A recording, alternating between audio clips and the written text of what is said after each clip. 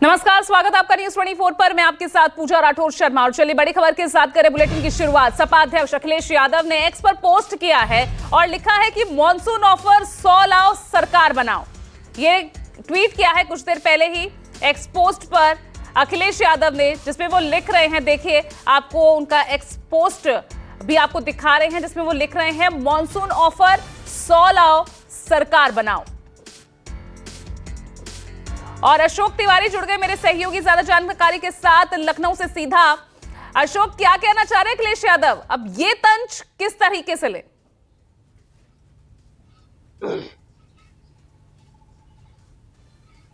देखिए, दरअसल इन दिनों उत्तर प्रदेश में जिस तरह की सियासी गहमागहमी देखने को मिल रही है, चाहे वो बीजेपी के अंदर हो, यानी केशव प्रसाद मौर्य दिल्ली में मौजूद रहते हैं, लखनऊ में मुख्यमंत्री मंत्रिमंडल के साथ बैठक करते हैं उपचुनाव को लेकर के, तो ये जो सत्ता में एक सियासी उतार चढ़ाव की एक बड़ी खबर उत्तर प्रदेश में इन दिनों देखी जा रही है, उसको लेकर लगातार अखिलेश यादव ट्वीट के माध्यम से बीजेपी सरकार पर निशाना साधते रहे हैं। अभी आपको ध्यान होगा कि कल भी रात में उन्होंने एक ट्वीट किया और लिखा, लौट के बुद्धू घर को आए। उसमें किसी का नाम नहीं लिया गया था, लेकिन कल ही अखिलेश यादव की तरफ से एक और ट्वीट किया गया था और उसमें लिखा गया था कि दिन पर दिन कमजोर होती जो बीजेपी है, उस पर टकराव और भटकाव का दौर शुरू हो गया है। एक लंबा चौड़ा ट्वीट अखिलेश यादव की तरफ से कल भी लिखा गया था। और आज जो ट्वीट अखिलेश यादव की तरफ से किया गया है, जिसमें उन्होंने कहा कि 100 लाओ सरकार बनाओ, ये कहीं ना कहीं मोटे तौर पर बीजेपी की घेरेबंदी के तौर पर उनका ये ट्वीट माना जा रहा है, क्योंकि उत्तर प्रदेश में लगातार बीजेपी के नेताओं का, कुछ नेताओं का दिल्ली में दौरा, बड़े नेताओं से मुलाकात करना, उत्तर प्रदेश में राजनीतिक दूरियों की खबर आना और ये कहना कि बीच बीच में कहीं संगठन और सरकार के बीच तालमेल नहीं है, इस तरह का एक बड़ा आरोप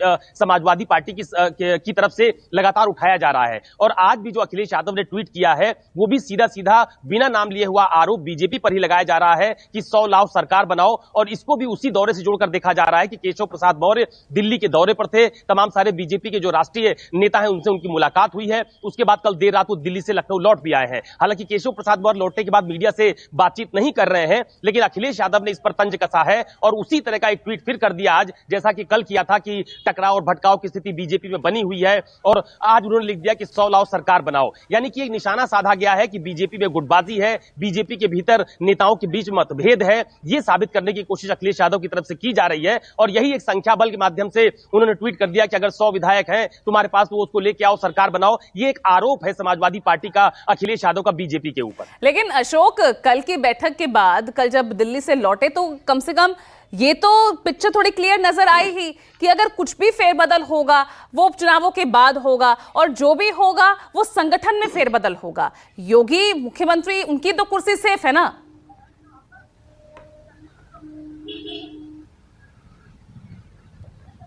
बिल्कुल निश्चित तौर पर इस बात में कहीं कोई संदेह नहीं है। बीजेपी के तमाम सारे नेताओं से मेरी बातचीत होती भी है और अभी थोड़ी देर पहले जो संजय निषाद है, उत्तर प्रदेश सरकार में कैबिनेट मंत्री हैं, सहयोगी दल है एनडीए की उत्तर प्रदेश में, अभी उनसे भी यही सवाल मैंने पूछा था कि आखिरकार एक नेता का दिल्ली जाना, एक नेता का लखनऊ में बैठक करना दूरियां दिखाती है क्या? संगठन और सरकार के बीच सब कुछ ठीक ठाक चल रहा है? तो उनकी तरफ से भी यही कहा गया कि बीजेपी के नेता अगर अपने बीजेपी के बड़े नेताओं से दिल्ली में मुलाकात नहीं करेंगे तो क्या विपक्ष के नेताओं से मुलाकात करेंगे? मैं अगर केशव प्रसाद मौर्य से मिलने नहीं जाऊंगा, मुख्यमंत्री से मिलने नहीं जाऊंगा, तो क्या अखिलेश यादव से मुलाकात करने जाऊंगा? इस तरह की बात संजय निषाद की तरफ से भी थोड़ी देर पहले कही गई है, हमारी उनसे बातचीत हुई है।